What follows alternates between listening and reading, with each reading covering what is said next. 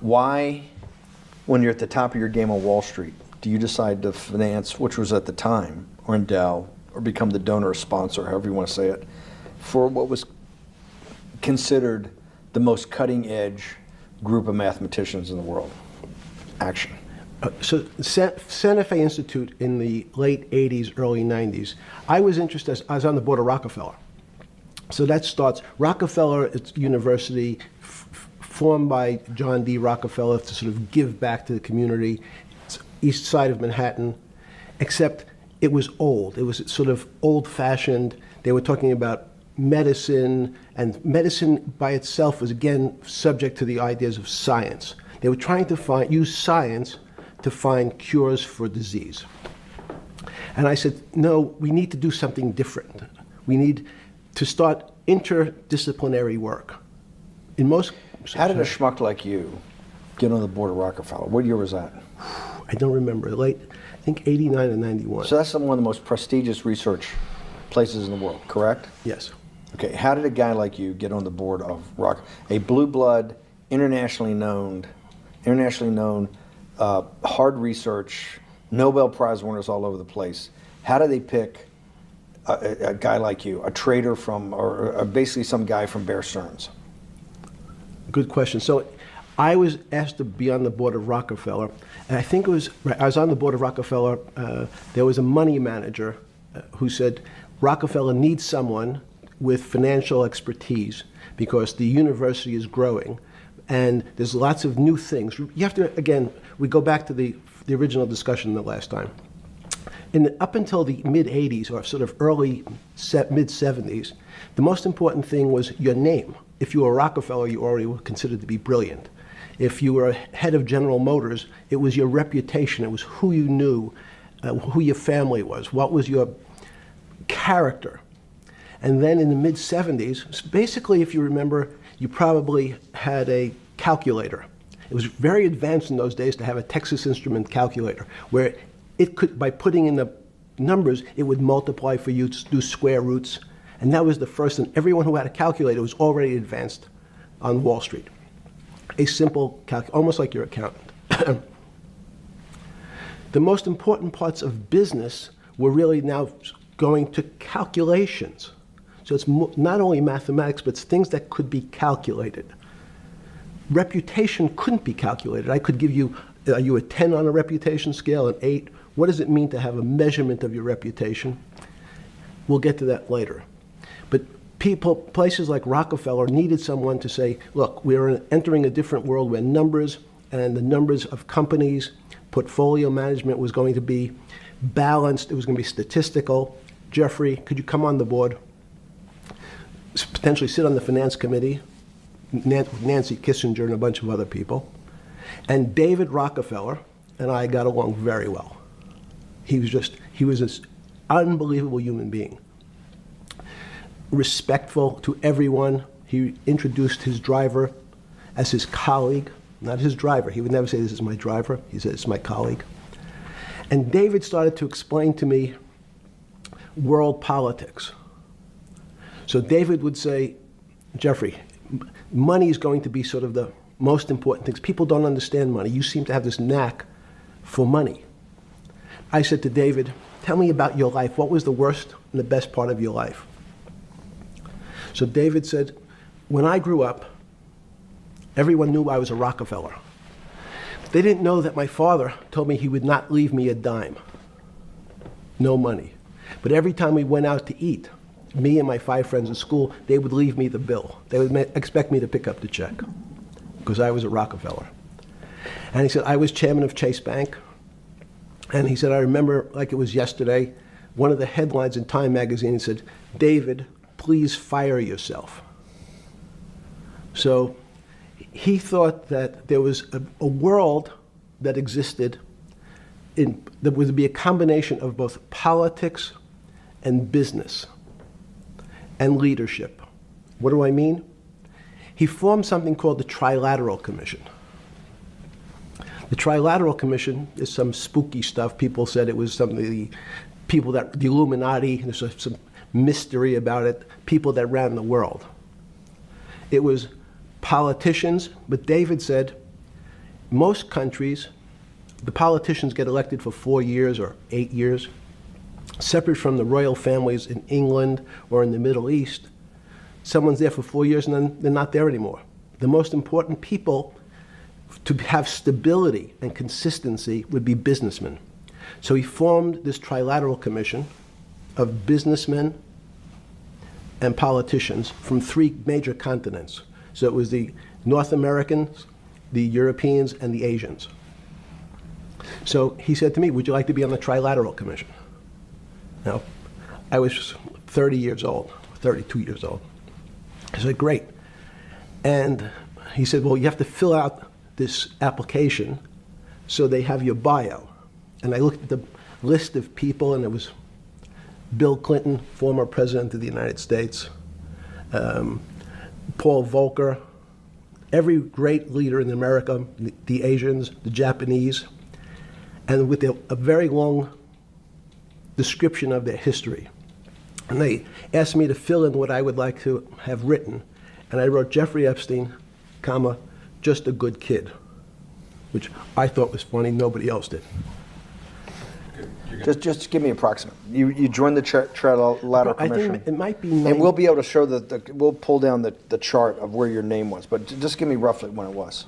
I think it could be 90. I don't remember. Okay. Let's say Sorry. early 90s. Yes. When you got on the Trilateral Commission and had the first, do you remember where the first meeting was? It was in Tokyo. In Tokyo. And at what hotel? I would like to say the Hilton, but it's probably not. And it's a 3-day, 4-day? Give me some Three-day event, and it walk was me through the whole thing. Speeches. It starts with a dinner. Just walk me through it. It was boring. You couldn't possibly think it was boring. It's It bullshit. was boring. You had to No, be stars sorry. in your eyes. No. Did you fly over privately? Yes, but it wasn't my plane. So it didn't count? No. You fly over. Yes. And it was who were the first, like when you first met those leaders, you had to be wowed. No. You're 10 years out of Coney Island. No, I'm not wowed by people of position. I'm wowed by people of great ideas. And I don't care if it's the bus driver. I don't care if it's the student I had who has teeth coming out Well, every these direction. guys have to have great ideas. They're the leaders of the 3 great continents of the world: North America, Europe, and Japan. No, many of these world leaders become world leaders because they're popular and they were able to get votes, or they were able to convince people to vote for them. I learned later. Many of them were just good at what they did in terms of politics. Remember, world leaders are politicians in general. They're not scientists, they're not intellectuals, they're not great thinkers, they're great politicians. So the financial crisis of 2008 happened when you were in jail? Yes. Oh, this is going to be so amazing. This is going to be so amazing. I take it you didn't have your Wall Street Journal dropped off to you in the morning, your Financial Times. No. How did you hear about how did you hear about, because I want I forgot about this, but yes. I'm trying to get, this is going to be amazing. This is, let's go back and do that again. Sunday afternoon, because I want to find out about people, the geniuses understanding the complexity of the financial system. Because I think the best example we have is the financial crisis, the crash of 2008. Sunday afternoon, September 14th, I think it was, 2008, is when they were working feverishly in Midtown Manhattan at the Lehman Brothers offices and at various law firms around town, and with the Secretary of Treasury and the Federal Reserve, what they're going to do with Lehman. They decided they weren't going to save it. And so they prepared to put it into bankruptcy at the open of the market in London the next day. How did you hear about what was going to happen to Lehman Brothers, and what did you immediately think when you heard that it was going to be put into bankruptcy? I'm glad you asked that question. I was in solitary confinement September 14th. And again, some of the public stories about the wonderful time I had in jail and my work release, which didn't come till months after. I'd been there since June in an 8x10 cell with a bed in the back, a 6-foot bed in the back, a chrome sink with a toilet attached to it, and a little piece of metal sticking out that was supposed to act as a table. Now, since I was in jail, there were no books. Why? There's no library. No library, but you're in jail. No, I was in jail, not prison. So in jail, I was in a place what's called the Special Housing Unit, which is for the roughest, toughest, meanest people. They had put me there, they said, for my own protection. So I was in a 8x10 cell with a little slit in the door where they would serve my food on a tray about 9 inches by 4 inches. And then as soon as I finished eating, they would take the tray and close it down. And one of the guards said, do you understand there's Wall Street's crashing. I'm worried about my pension fund. What should I do? And I said, sorry, Wall Street's crashing? What's happened?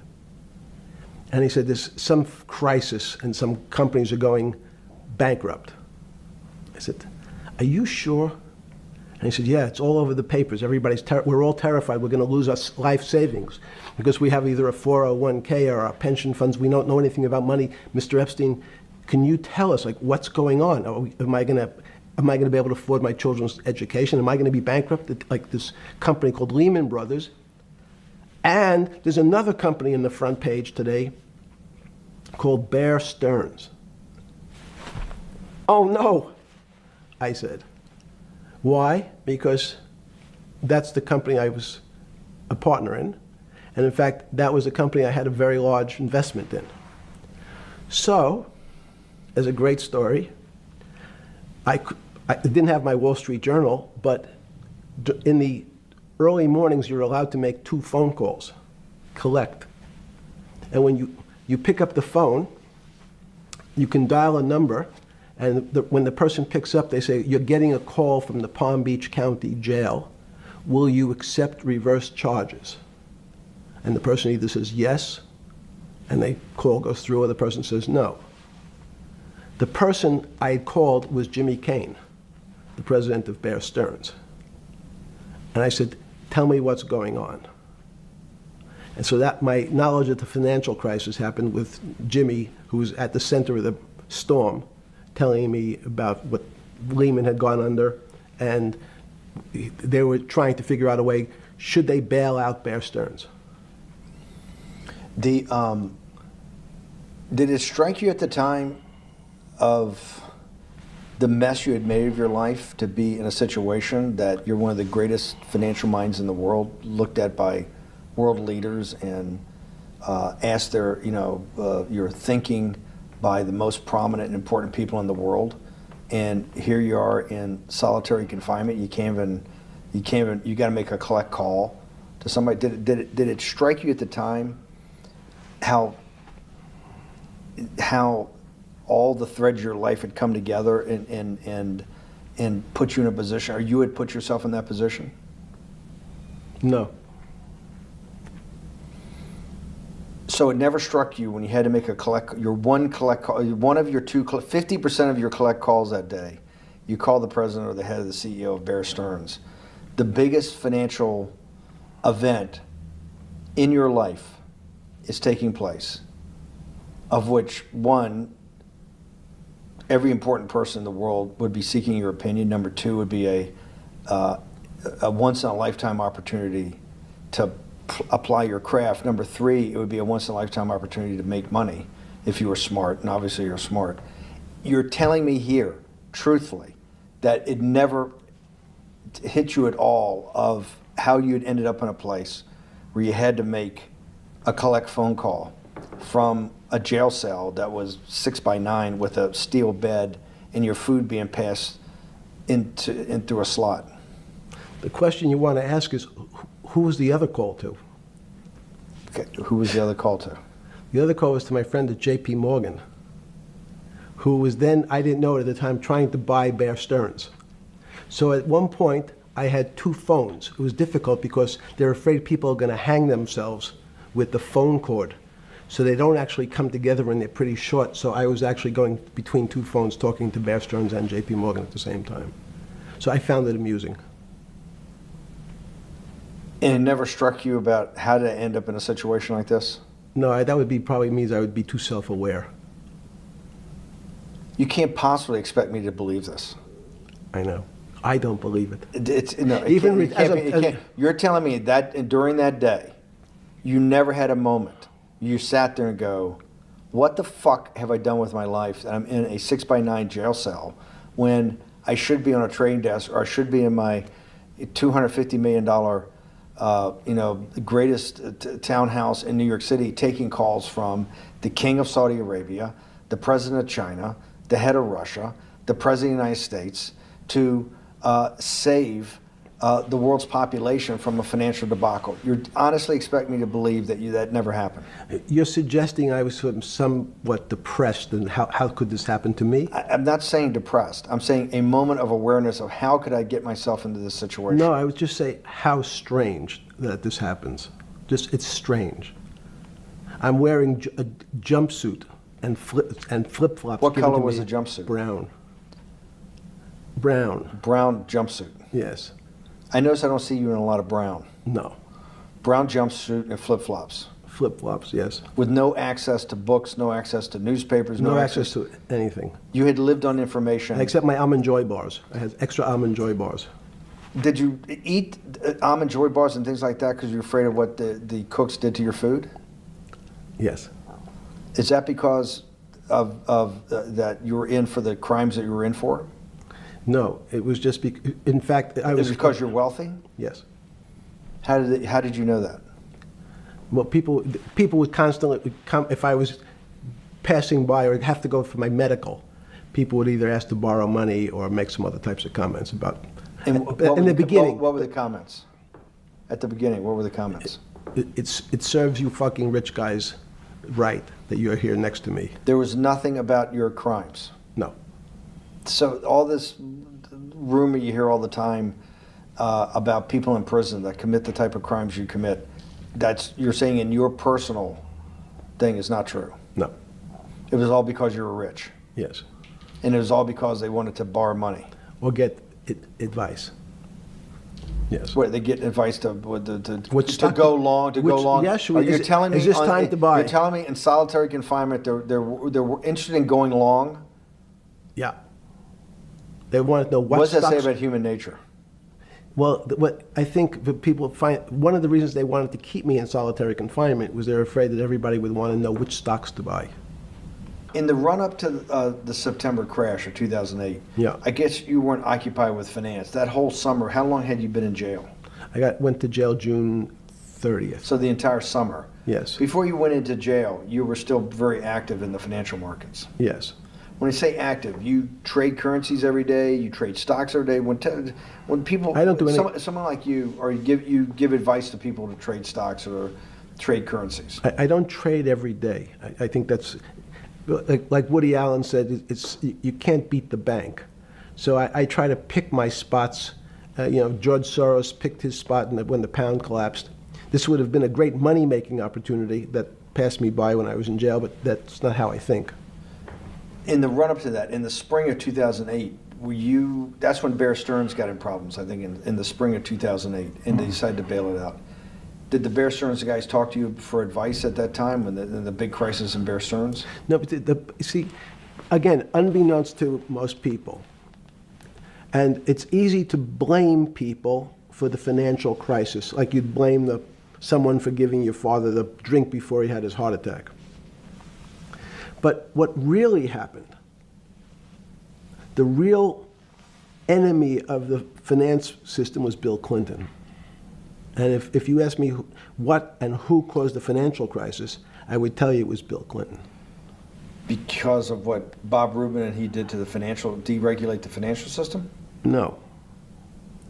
Because as of the last time we had our 60-minute interview, you talked to me about home ownership.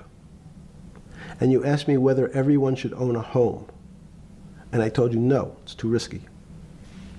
So the financial collapse of 2008 is because of hardworking African Americans, Hispanics, and whites who wanted to have a ownership stake in the society that all rests on their shoulders. They're the culprits. No, not at all. Okay, then I didn't say they were the culprits. I was pretty clear it was Bill Clinton. Okay. Why was it Bill Clinton? Because Bill Clinton wanted to get votes from those people. And he sold them the idea that instead of renting in a house, And historically, the values of houses have gone up, and he said, you guys in these local communities who haven't been able to afford a house before, I'm going to show you a way. I'm going to give you a way, because I'm sure I'll get your vote, that you can own a house, because I want your vote. So what we're going to do is I'm going to let you buy a house, Mr. Bannon, when you really, you're right on the border, maybe, or not even on the border. Your credit is not good. Okay, let's be honest. And it's not my fault, it's not Bill Clinton's fault, but if whatever happens, at the moment your credit score or whatever it is, your credit's not good. Now, normally, you come to me and want to borrow money, I'm a bank, and I say, I'm sorry, Mr. Bannon, I can't lend you money because your credit score is not up to where it needs to be. Hopefully, if you work harder and clean up some of your problems, it will be.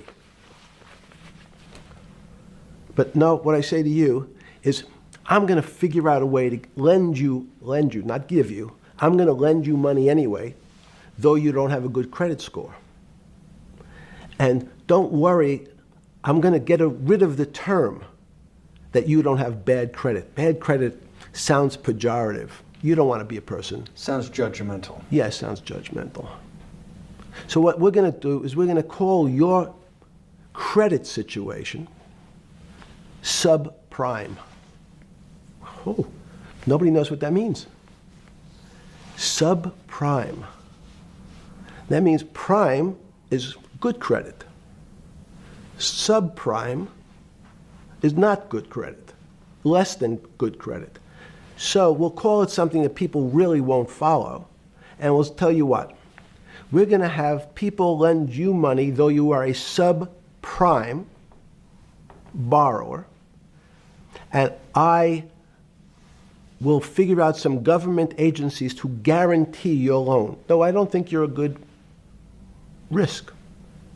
So the banks say, no, no, no, we don't want, initially, the bank said, sorry, this is too risky, Mr. President, for us.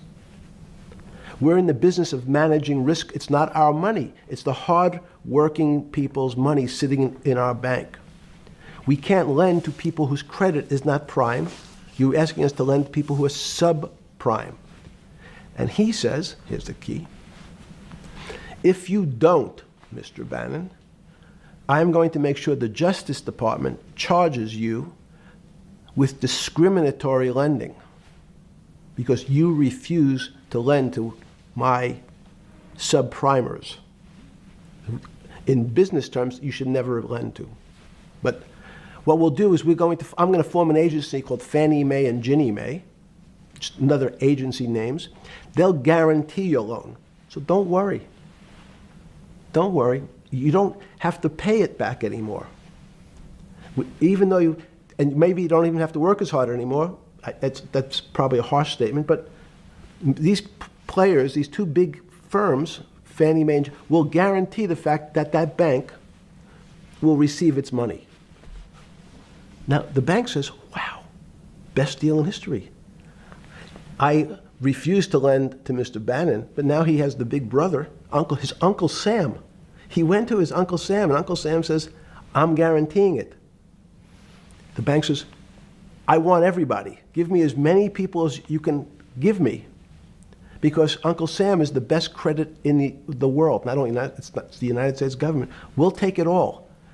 We'll take as much subprime as we can handle, because it's the best investment for the moment. It's a strange investment because it has politics that has inserted its way into the numbers. Politics doesn't belong in the markets. But now we're going to have, I want the votes, we'll make guarantees that you who can't get a house normally will be able to get a house from the bank. The bank says, this is the best deal in history.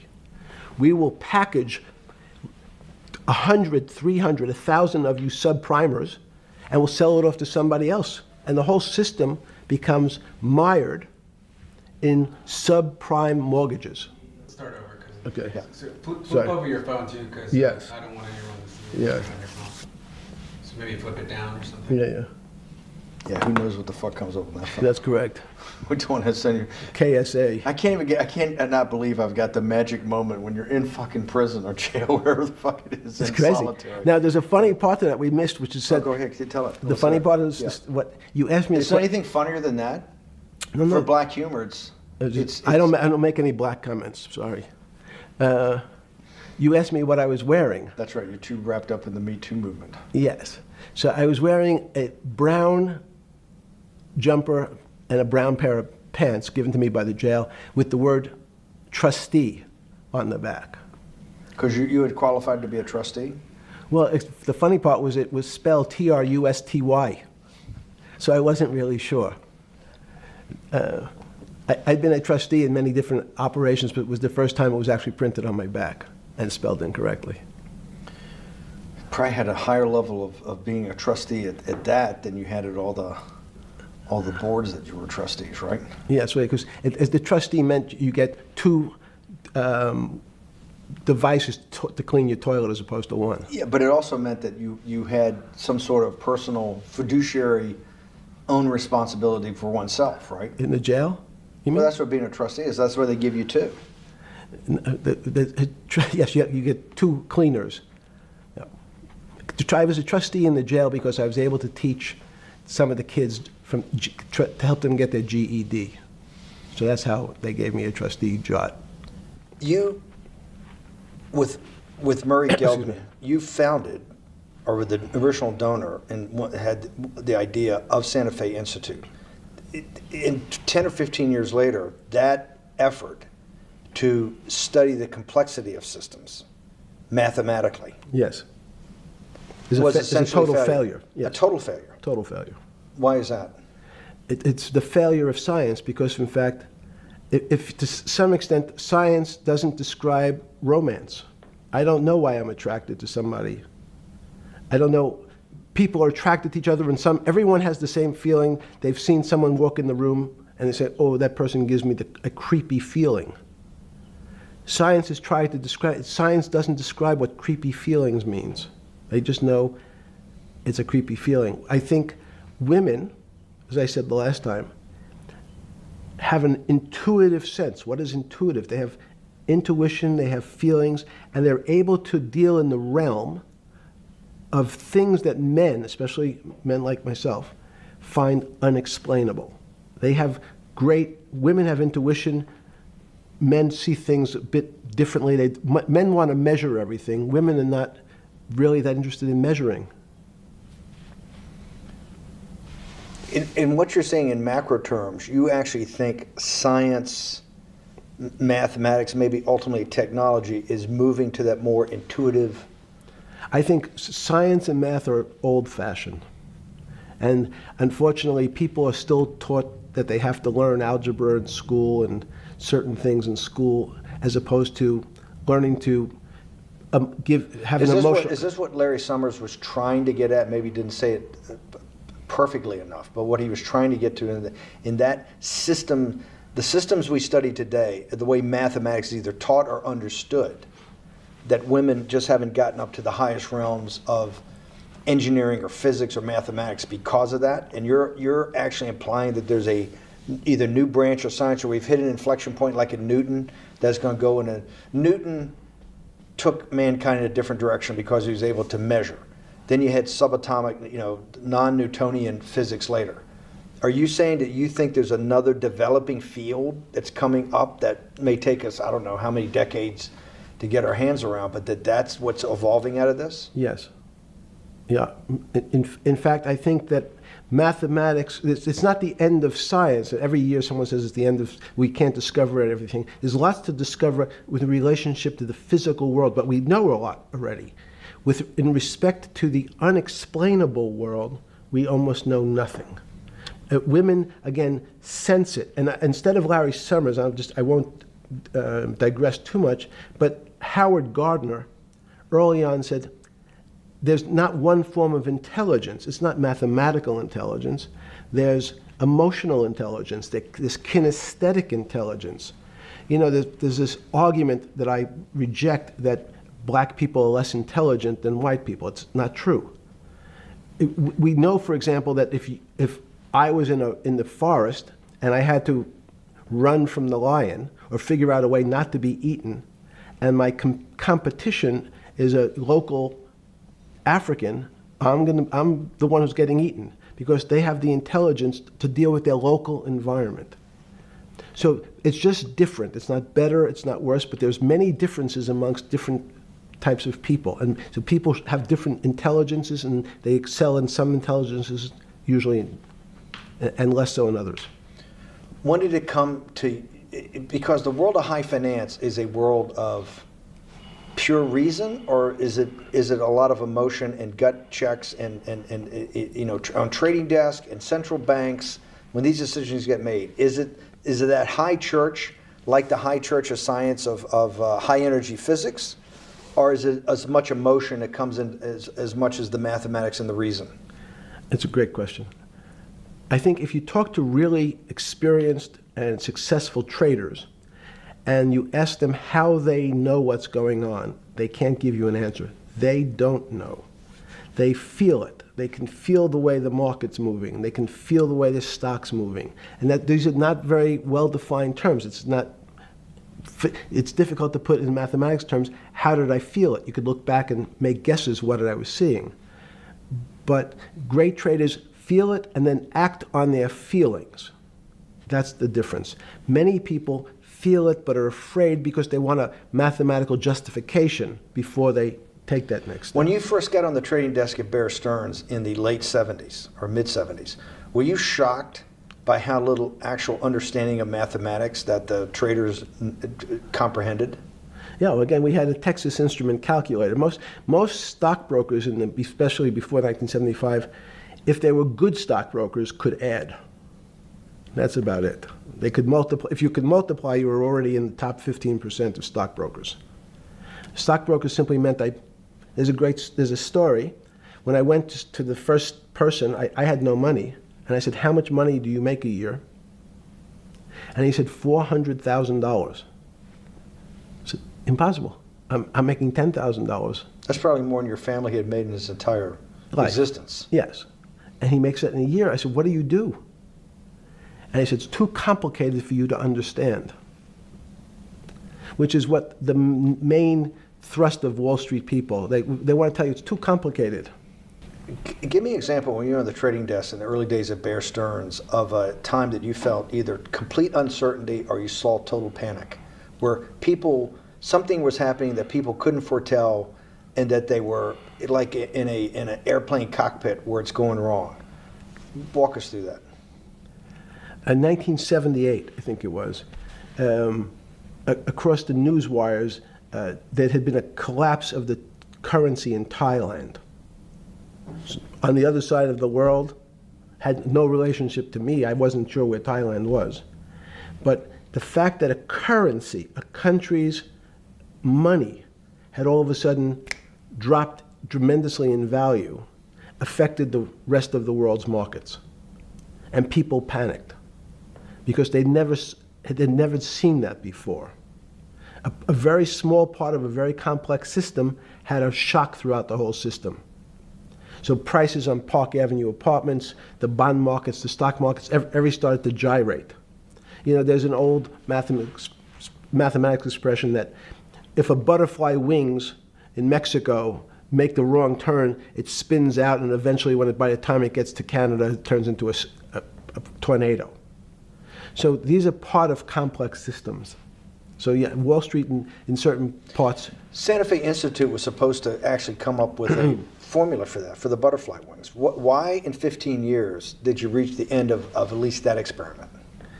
Every attempt to, that's why it's so exciting now, because I think certain people are starting to realize that there's so many things that are unexplainable that we have to think about them differently. Music is a great example. It's a common man's example. You know, when you hear a certain song, it makes you feel a certain way. How does it do that? We don't know. We can't mathematize it. And even that music, Steve, nowadays we compress music. When you have a violin, it's compressed onto your iPhone. So what does compression mean? I'm taking lots of information and I'm cutting it into lots of pieces and squishing it together. And when I squish it or compress it, I have to take out lots of pieces, but I say that they're not very important pieces. It's those pieces that we take out when we compress data, to me, are the most interesting parts of life. You just said a while ago, part of this new search for science may go back to when people were actually talking about a soul, and you said there's no doubt in your mind that there is a soul. Describe for me what you mean by that. What do you mean by soul? What do you mean soul different than the physical analog body that we're seeing on film right now? It's difficult to describe in words. I mean, I'm not a poet. Poems get a little closer to what that really means. But even the concept of what is life becomes complicated when you deal with plants and seeds. Is a seed alive? I don't know. Certain people would say, no, it's dead. When you're a banana, one of my favorite examples is the banana that's sitting on the countertop in your kitchen today. Is it alive or dead? What do you think about human life? What is human? Tell me about human life. But your banana is alive. That banana is breathing. It's on your. You say that's impossible, Jeffrey.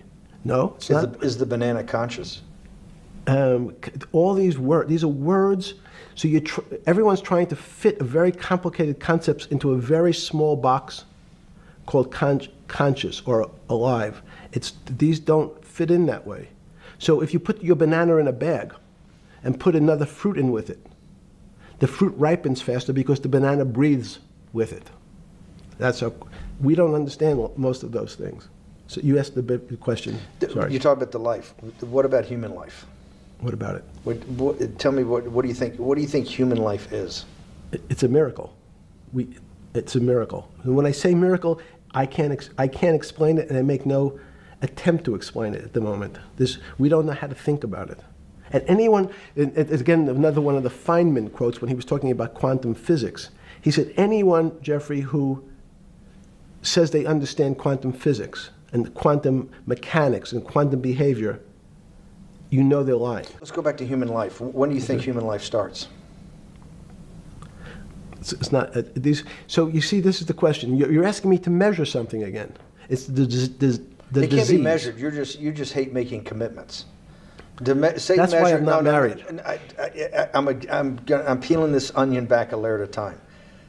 All your bullshit and happy target can't be measured like that. Is that to say measure it's a commitment. You don't even like a commitment when you answer a question. I don't. As they say in golf, commit to the shot. I don't know what it means to be measured.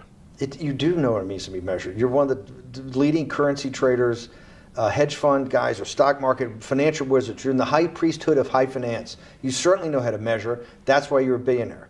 Any other answer besides that is total and complete bullshit, and you know it. I know very few things. You know things can be measured. You measure every day. You weigh and measure every day. You weigh and measure people. You weigh and measure leaders. You weigh and measure economies. You weigh and measure politics. It's a very good. You weigh and measure. You weigh.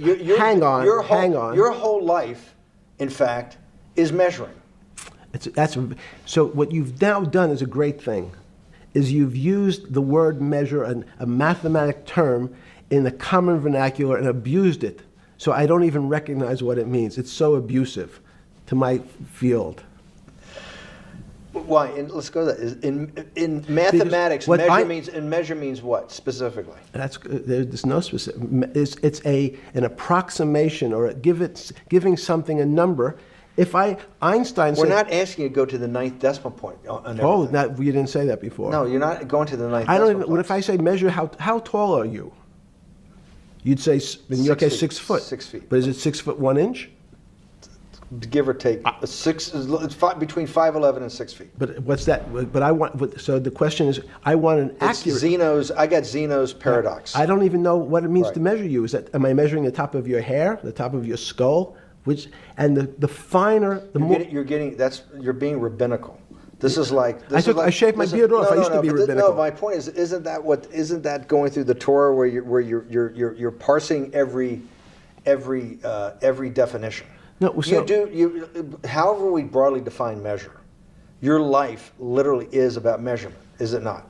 It's about putting numbers on things so that I can try But that's my measurement.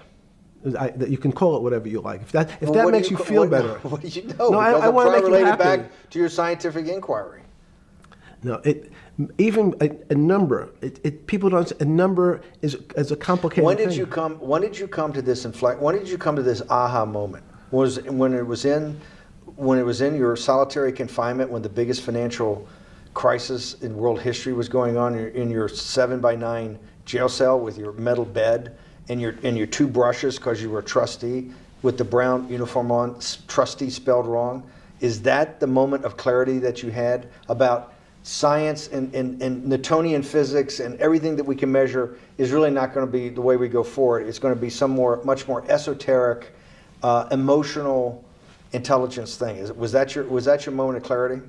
I wish it was, because it would make such a great story for this interview, but it's not. It's the fact that I lead such a privileged life to come across. But when did you? If it didn't happen then, when did it? Or did it happen before? I was then? going to hopefully Okay. get to the. Okay. I'm in a privileged position to have some of the world's smartest people come to my house and tell me what they think about different subjects, and I finally realized that the thing that they had most in common was there was this area, no matter how smart they were, that when I asked them the questions, they said they'd have to resort to a 500 or 1,000-year-old response to that question, which was, I don't know. You know who else found that out? Socrates. That's what Socrates kept doing, right? Socrates kept asking all the experts. He would go through, question after question after question, and realize at the end they didn't really know. They really didn't basically understand what they were talking about. And one of the things that people won't enjoy, it turns out that potentially one of the bad things to teach children is how to write. So writing, reading, and arithmetic was supposed to be, everyone's supposed to be taught. But writing forces you into a very narrow channel of thinking. You have to write in a certain form, in a certain way, in a certain linear pattern. So your thinking becomes somewhat narrow. The reason I brought up writing is one of the recent discoveries of mine with respect to Socrates, Plato, and Aristotle is they never wrote anything. They spoke, and people around who could write wrote. Socrates could think. So that was. Jesus of Nazareth was the same way, right? Never wrote anything. I thought he was a carpenter. He was a carpenter. Didn't he need like a little carpenter's tool? I don't want to get that. But at least his written record. Right. One last thing. Sure. Thank you for having me to your house.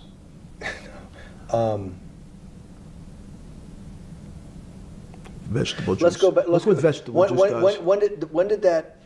The beginning of that. Was there any one aha moment in all these great thinkers? Did it happen before 2008? Was it after? That came up over, I know, many years. But when did you actually realize, hey, something new's got to be developed? Yeah, that's great. Is that because again, I'm privileged enough to have people around me who've given lots of philanthropic gifts to institutions of higher learning, and when I said the impact, how do you judge the impact of your giving? And we sat down and said, no really new ideas have come out. And I realized that, of course, it hasn't come out because we've been looking at using science and mathematics, and it's the wrong tool. It's obvious.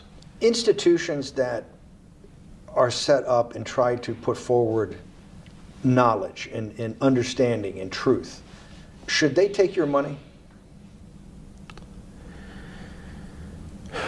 Derek Bach at Harvard said, taking money for good causes is a good thing.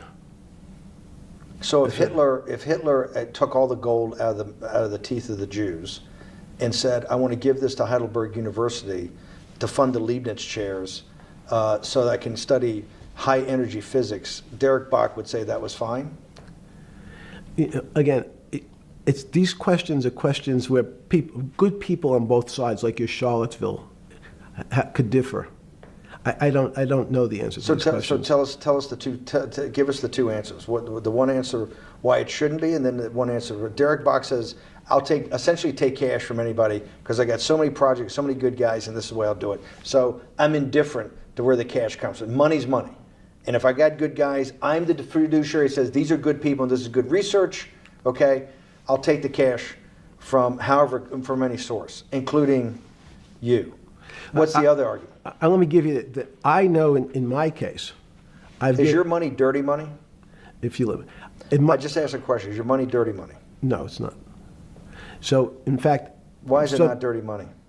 because I earned it, But you earned it. I earned it legally. We went back to this before. You earned Yes. it. You earned it advising the worst people in the world, right? That do enormous bad things, and just to make more money. So instead of asking me the question, should you take the money? Because I think it's a legitimate question. You think it's a legitimate question? Yes, no Why? question.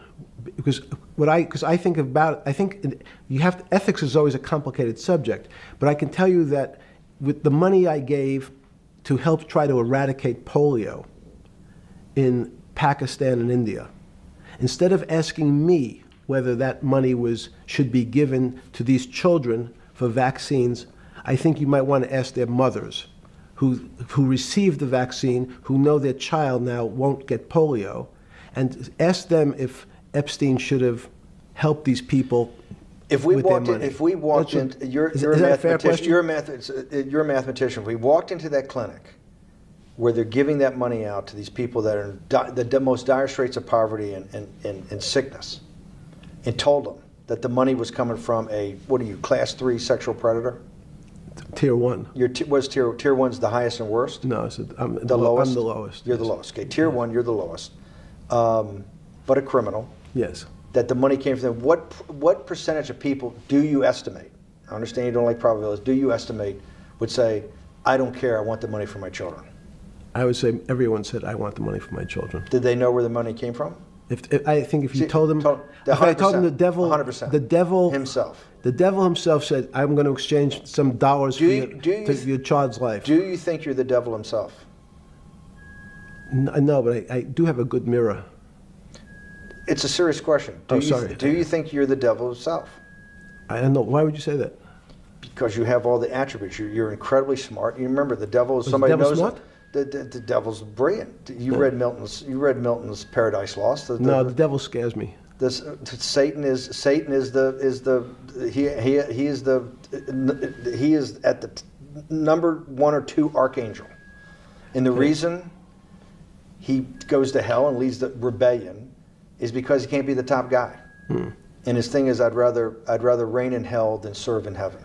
I saw that in a movie once called American Dharma. I don't remember who said it.